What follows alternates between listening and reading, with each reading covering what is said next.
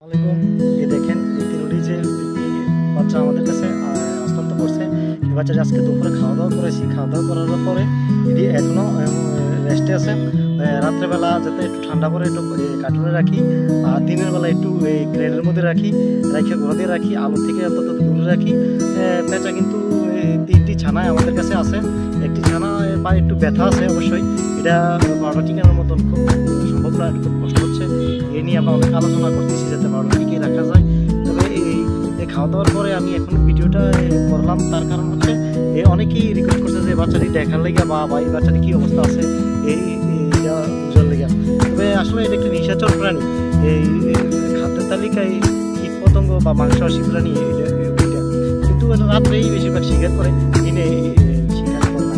তবে আমরা দেখা গেছে এই প্রাণীটা ইঁদুর বেশি পছন্দ করে, ইঁদুর বা মাংস অনেক কিছু খায়। কিন্তু এর ফাঁকাফাঁকি আমরা সাপ খাইতে অনেকবার দেখছি, সাপটাপ খাইতেও দেখছি। তো এই হিসাবে আমরা এখন এটার ভিতরে মাংসই খাওয়াচ্ছি, মুরগির মাংস, মুরগির কলজায় সবসময় খাওয়াইতেছি, যাতে নরম মাংসটা বেশি পছন্দ করে। এই তিনটি বাচ্চা আমাদের কাছে আছে। তো আমরা চেষ্টা করবো এই তিনটি বাচ্চা যথেষ্ট পরিমাণ সেবা যত্ন করে আবার প্রাকৃতিক জিনিস প্রাকৃতির বুকে ফিরিয়ে দেওয়ার জন্য। আসলে যারা দিচ্ছে তারাই হচ্ছে প্রাকৃতির বন্ধু, দেশের বন্ধু। আসলে এমন মানুষই আমাদের দরকার, কিন্তু সবাই যদি আমাদেরকে সাপোর্ট করেন বা লাইক করেন, তাহলে আমরা এই প্রাণীটিকে আবার বনে ফিরিয়ে দেওয়া সম্ভব, টিকে রাখা, প্রাকৃতিক সুন্দর রাখা সম্ভব। আসলে প্রাকৃতিক ভারসাম্য বজায় রাখার জন্য পেশা একটি গুরুত্বপূর্ণ ভূমিকা পালন করে। বেশি কথা বলবো না, এখানে রাখলাম।